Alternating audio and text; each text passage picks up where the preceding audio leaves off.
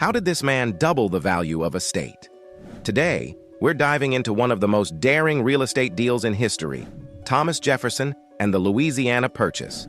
Thomas Jefferson, the third president of the United States, was a man of many talents, author of the Declaration of Independence, founding father, and a fan of really big land deals. By the time he took office in 1801, America was a young nation with a lot of ambition, but not a lot of territory. The original 13 colonies had stretched their legs a bit, but they were hemmed in by European powers on all sides. Enter the Louisiana Territory. The Louisiana Territory was a massive stretch of land that spanned from the Mississippi River to the Rocky Mountains and from the Gulf of Mexico to Canada. It was originally claimed by France, then handed over to Spain, and finally returned to France under Napoleon Bonaparte. For the United States, this land represented endless opportunities. New land for farming, control over the Mississippi River, and access to important ports like New Orleans. Jefferson, a visionary with an eye for expansion, knew that controlling New Orleans was vital for American trade. The port was the gateway to the Mississippi River, the lifeline for farmers and traders in the Western territories. Without access to this key port, America's growth would be stifled. So, Jefferson sent James Monroe and Robert R. Livingston to France with an offer to buy New Orleans and a bit of land around it for $10 million. Little did they know they were about to stumble upon the deal of a lifetime. Meanwhile, across the Atlantic, Napoleon Bonaparte was dealing with his own set of problems. His grand ambitions in Europe were draining France's coffers, and his dreams of a North American empire were falling apart. The French colony of Saint-Domingue had erupted in a massive slave revolt, and Napoleon's plans to use the island as a base for further expansion were crushed.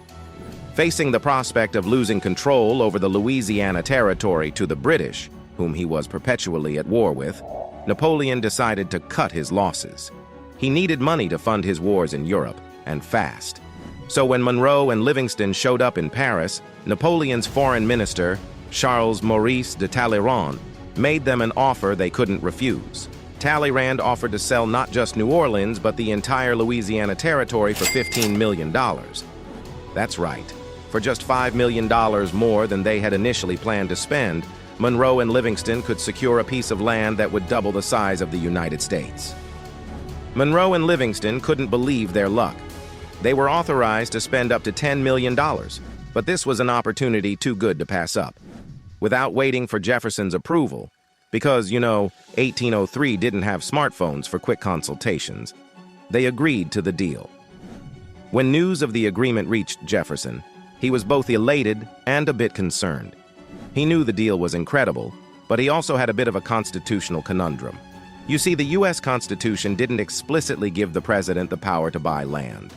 Jefferson, being a strict constitutionalist, was worried about overstepping his bounds. But in the end, pragmatism won out. He decided that the benefits far outweighed the potential legal issues and pushed for the purchase to be ratified. On December 20th, 1803, the Senate ratified the Louisiana Purchase, and the United States officially doubled in size. Overnight, America went from a relatively small strip of land along the Atlantic coast to a sprawling nation with vast, uncharted territories. The purchase added approximately 828,000 square miles to the United States at a cost of just about 4 cents an acre. Talk about a bargain. Jefferson immediately set about exploring this new territory. He commissioned the famous Lewis and Clark expedition to chart the land, map out routes, and establish relationships with Native American tribes. Meriwether Lewis and William Clark, along with their team, embarked on a journey that would become legendary, traveling over 8,000 miles and providing invaluable information about the land, its resources, and its inhabitants. Jefferson's bold move set a precedent for future land acquisitions, including the annexation of Texas, the Oregon Trail, and the purchase of Alaska. It also underscored the importance of having visionary leaders who could recognize and seize opportunities that would benefit the country in the long run. So there you have it, the story of how Thomas Jefferson's bold decision to purchase the Louisiana Territory doubled the size of the United States and set the stage for its future expansion.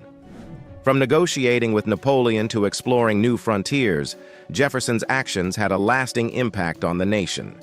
Don't forget to like and subscribe to Ancient to Now for more incredible stories from history. Hit that notification bell so you never miss an update. Thanks for tuning in, and we'll see you next time.